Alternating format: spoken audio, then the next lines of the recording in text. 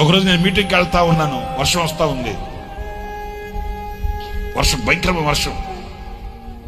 నేను మీటింగ్కి వెళ్తా అనుకుంటున్నాను, అక్కడి నుంచి ఎట్లా వెళ్ళాలి నాకు తెలియదే, ఎట్లబ్బా అనుకుంటే మీరు నమ్మండి, అంత వర్షంలో గడగడ గడగడ ఉడుకుతూ తడుస్తూ మన సహోదరుడు పేరు ఎందుకులేండి నిల్చోని ఉన్నాడు ఆ రోడ్డు మార్జిన్లో. నేను ఎందుకో వెళ్తా, వైఫర్ ఆడుతా ఉంది కారుకి. ఆ వైఫర్ నుంచి ట్రక్ చూస్తే నేను ఆ షేప్ గుర్తుపట్టారే, మనోడే కదా అని కారు స్లో చేసి చూస్తే మనోడే తడిచిపోతున్నాడు గడగడ గడగడ గడగడ. వెంటనే నేను డోర్ దింపడానికి, గ్లాస్ దింపడానికి కూడా వర్షం, కానీ మనోడు కదా, మన సహోదరుడు గ్లాస్ దింపి వస్తే తడిస్తే అంటే ఏ తమ్ముడా ఏంటి ఇక్కడ ఉన్నావు అంటే మీ కొరకేనన్నా అన్నాడు.